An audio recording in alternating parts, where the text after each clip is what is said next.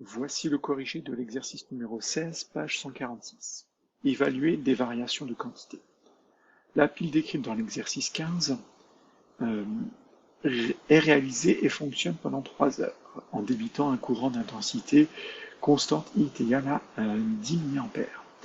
Détermine la quantité d'électricité débitée par la pile pendant 3 heures et en déduire la variation de la masse de l'électrode de nickel et celle de la concentration en ion argent pour cette durée.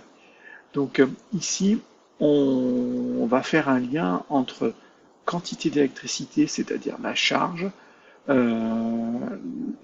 débitée par une pile, et les quantités de matière d'un réactif ou d'un produit.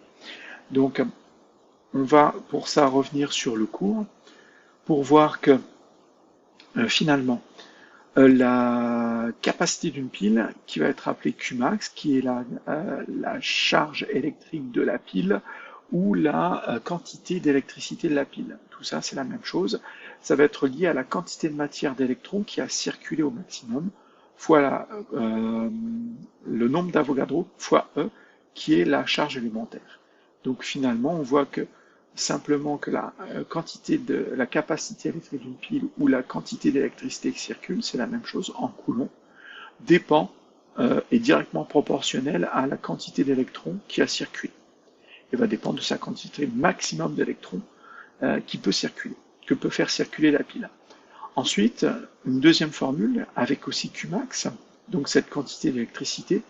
Je passe sur le raisonnement. On parle de la formule I est égal à dQ sur dt vu dans un exercice dans le chapitre précédent sur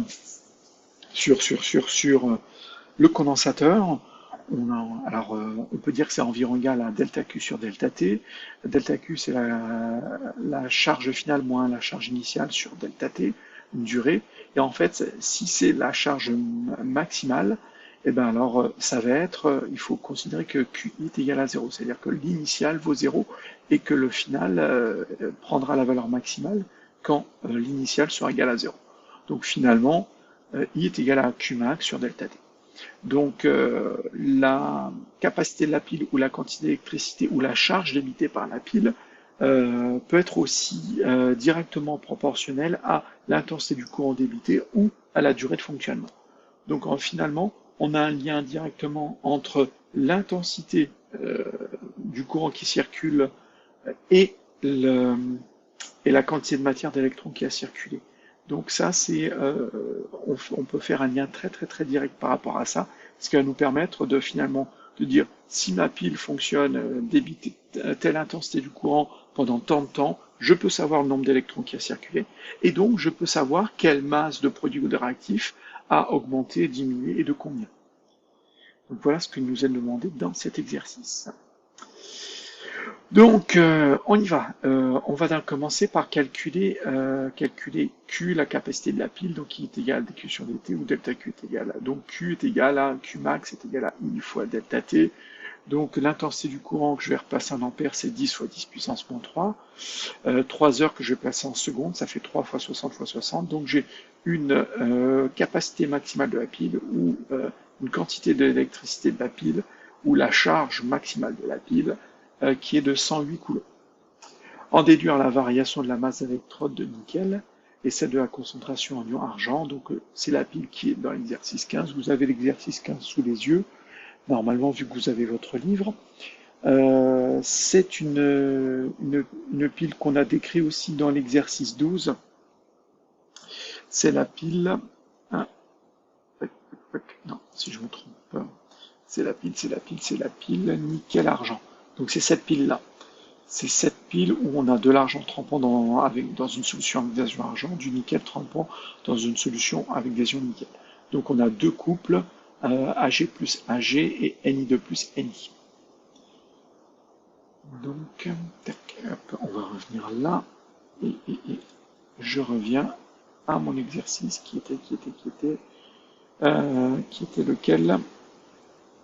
Qui était celui-ci. Donc la pile est argent-nickel, dont l'équation de la réaction est donc les ions argent vont réagir pour capter des électrons, le nickel va libérer 2 électrons, Donc attention, il y a deux électrons libérés, un électron capté, donc cette demi-équation a lieu deux fois pendant que celle-ci a lieu une fois. Je multiplie tous les nombres stoichiométriques ici par 2 pour obtenir au total 2 ions argent plus du nickel donne 2 argent plus un ion nickel. Donc ça va me permettre ça de calculer la quantité de matière. Cette réaction de fonctionnement est essentielle et aussi les demi-équations pour avoir finalement le lien entre la quantité de matière d'électrons échangés qui a circulé et les quantités de matière des réactifs et des produits. C'est vraiment essentiel. Donc, calculer la quantité de matière d'électrons qui a circulé ayant la quantité d'électricité qui a circulé, je peux calculer donc Q, je peux en déduire la quantité de matière d'électrons qui a circulé. La quantité de matière d'électrons, c'est Q divisé par la constante d'Avogadro multiplié par la charge élémentaire. Donc ça fait 108 divisé par tout ça, et j'obtiens 1,1 fois 10 puissance moins 3 mol d'électrons qui a circulé. Donc au total, je sais qu'il y a 1,1 10 puissance moins 3 mol d'électrons qui ont circulé. D'après ce que je vois ici, d'après mes nombres stoichiométriques, c'est la réaction se fait une fois. Si la réaction se fait une fois, j'ai 2 moles d'électrons qui ont circulé, j'ai 2 moles d'argent qui ont été d'ion argent qui ont été consommés, j'ai 1 mole de nickel qui a été consommé, j'ai 2 moles d'argent qui se sont créés et j'ai 1 mole d'ion nickel qui se sont créés. Donc voilà. Pourquoi? Parce que à chaque fois que la réaction se fait une fois, j'ai 2 électrons qui sont échangés. Alors si on raisonne en moles, on peut dire j'ai 2 moles d'électrons qui sont échangés. Donc je peux en déduire que je peux en calculer ici les quantités de matière consommées en nickel et en argent, en ion argent.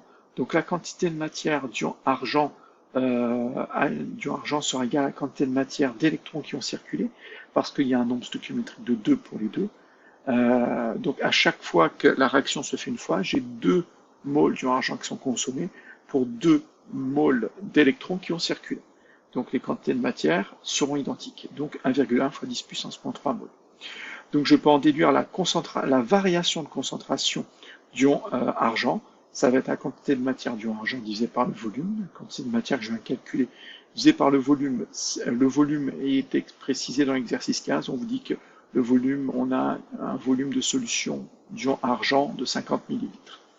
Et j'obtiens une variation de volume. Attention, ce n'est pas le volume ni au départ ni à la fin, mais c'est la variation de volume. Il faudrait prendre la concentration initiale moins cette concentration-là pour avoir la concentration finale en ion argent. Et de l'autre côté, je peux dire que la quantité de matière de nickel sera égale à qui s'est créé, non, qui a disparu, pardon. Ça sera égal à la quantité de matière d'électrons divisé par 2. Pourquoi? Parce que quand 2 moles d'électrons circulent, j'ai 1 mole de nickel qui circule, donc 2 fois moins, qui ont été consommés, pardon, qui n'ont pas circulé. Donc 2 fois moins que les électrons. Donc je prends la quantité de matière d'électrons qui a circulé, je divise par 2, j'obtiens la quantité de matière de nickel qui a été consommée, donc de l'électrode de nickel qui a été consommée. Je veux calculer la masse ici de l'électrode de nickel qui a été consommée, c'est la quantité de matière fois la masse molaire. La masse molaire du nickel, c'est 58,7, et j'obtiens donc une masse de nickel qui a été consommée, donc c'est la masse de l'électrode qui a disparu, c'est 0,032 grammes.